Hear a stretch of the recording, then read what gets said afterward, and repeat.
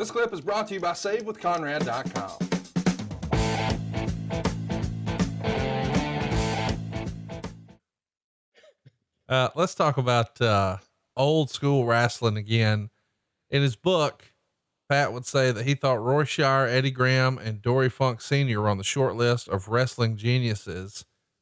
I want to come back to that, but first, let me continue. He says, there are many other good painters out there, but don't get me wrong, not everybody can be a Picasso. But Ray Stevens, as far as a wrestling performance goes, also has a place on that short list. He got it right, and he got it right all the time. It seemed like everything came to him naturally and that he never had to struggle to learn anything. Shawn Michaels might be the best comparison I can give you to understand how good Ray Stevens was. Ray was a prodigy.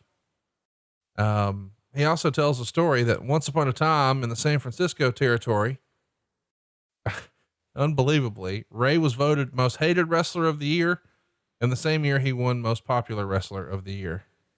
So Ray Stevens was one of a kind and one of Pat's very best friends in wrestling. And their tag team, we talked about a little bit last week, but man, I got blown up with people looking for recommendations for Pat Patterson, Ray Stevens matches. What can you tell us about Ray Stevens and their duo, man? God damn, they were the best. And Ray Stevens and Pat Patterson, because they came through Houston a couple of times, but for whatever, I tell you how good they were, was that my mother, who took us to wrestling every week, and her favorite was Johnny Valentine, but anybody else she really didn't care about. However, Ray Stevens and Pat Patterson, she never forgot and thought that they were two of the most handsome wrestlers she had ever seen, but thought that they were the most exciting and the best wrestlers she had ever seen. They had that kind of impact. Ray Stevens was an absolute natural, could do anything and everything and do it without, he could be drinking all night long, all day long, and go in the ring and steal the show. Here's the difference between the two. Pat could do the same thing. Pat would tell you that he had to work at it. Difference is, Ray couldn't tell you how he did what he did. Right. Ray couldn't tell you why he did what he did. Ray just in the moment did what he did better than anybody else. Pat had to think about it, but Pat could tell you why he did every single move in every single match.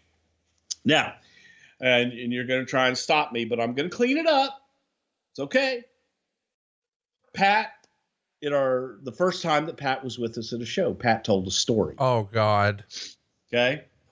And Pat is working with Ray Stevens.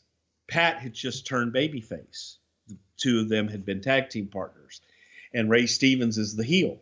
Let me give context here. Okay. You and I are hearing this story on stage with a live mic in front of, I don't know, 600 paying, super supportive, super psyched to be there, something to wrestle fans. And I don't know, 2017, maybe 2018.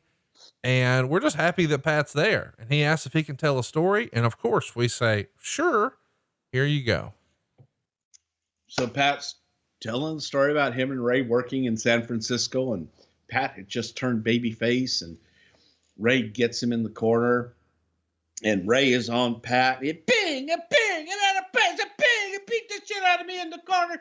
And there's one guy we hear in the crowd, and he stands up and goes, "Hey, Stevens, you're a," and called Ray a derogatory F word. name. Yeah, an F word. An F word that we will not repeat on this show because it is not appropriate. But Pat said this into a microphone. But Pat says it in our show. And the audience goes dead silent. Yeah. Conrad and I are looking at each other going, what the fuck? And then there was that pregnant pause. And Pat looks around, and I mean, dead silence. He goes, I looked at Ray and I said, boy, if they only knew. And the fucking crowd explodes. Yeah. I tried to tell that story. Our next show. Hey, Pat Patterson told a story. I got dead silence, and it remained dead silent. And Conrad's like, Bruce, don't ever tell that story again. Please. What's so funny is when we finished last week, I'm telling Silva afterwards, I'm like, hey man, I think that's going to be one of our best shows we ever did. He said, oh, Pat's got so many great stories with Bruce. And then a few minutes later, he says, hey, did he tell no, he didn't tell that story. We can't tell that story. No, that's, and so yeah, I segue that into Pat and Ray. And Pat would tell these fucking stories about traveling with Ray Stevens. Now, Ray Stevens was a whore. No other way to say it. Ray loved. He was a playboy. Ray was a playboy, man. Ray loved to party. Ray loved to fight. And Ray loved to fuck. And Ray, didn't give a shit. He wasn't turning anything down but the covers. So Ray Stevens he's traveling with Pat. So he would say, hey, Pat, I got this girl tonight, but I need you to take care of the mom for me. And Pat would be like, okay, Ray, I'll take care of her. I'll, buy her drinks or whatever. He goes, no, I need you to take care of her for me, Pat. And, oh boy, I don't want to know. It's disgusting. I don't want to touch it in the face. But Pat would do his part, from time to time to appease Ray. And after a while, he was like, you take care of your own thing. I'll do my thing. I don't ask you to go and take care of somebody's father for me. So don't ask me to take care of somebody's mother for you. That was kind of relationship they had. But Pat, hey man, Pat took one for the team every once in a while. I'm glad you used that phrase. Meltzer wrote in his obituary, which by the way, I highly recommend. I don't know that you read it. I know you hate Pat. I know you hate. I wouldn't read anything. He put him over real strong. I think he'd like it. Here's one of the paragraphs though. The two became close friends, talking about Pat and Ray. Close enough that Patterson on occasion would quote unquote take one for the team, since Stevens loved chasing women. And sometimes the women that he chased had friends. There was a famous story in that period when Stevens was dating Ann Calvello, a legendary roller derby heel. She had a reputation for being tremendous in bed and for being with famous athletes after her breakup with Charlie O'Connell, the biggest star in roller derby. She was actually the most popular female skater on the Bay Bombers, who were at their peak in the 60s, beating Bonanza, the top rated TV show in the country, head to head on Sunday night in the ratings. After her breakup with O'Connell went to promoter Jerry Seltzer and said either she goes or he goes. O'Connell was his biggest star, and Seltzer forced Calvello off the Bombers, and she had to skate as a heel and then became the top heel in the game. Fast forward, Calvello has her own touring schedule, but when they have free time, all three hang out. Pat Patterson, Ray Stevens, and Ann. And they're pretty big TV celebrities at the time, so everybody knows when they're hanging out. And everybody knows about this Stevens-Calvello relationship. Well, eventually there's a famous story where,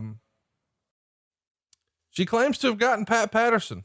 As the story goes, Ray passed out drunk and Calvello was not going to not have sex that night. So her only choice was Patterson, who had no interest. As the story went, she punched him to tell him she was serious and he acquiesced. And by the way, as crazy as this sounds, he told Ric Flair and I the same story at a bar in St. Louis in 2014, which is just make believe. Nope. You're going to do it or I'm going to beat your ass. Yeah.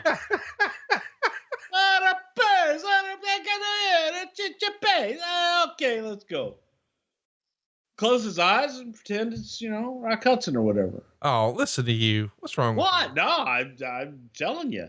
But Ann Calvello used to come to the shows. Really? Yeah. Oh, fuck yes, man. And still look good in her later years. So you were like nudging Pat, man, I can't believe you. Damn it. Introduce me. Yeah. I was like, hey. So anyway, maybe, yeah, I was my younger days. Just what I'm saying.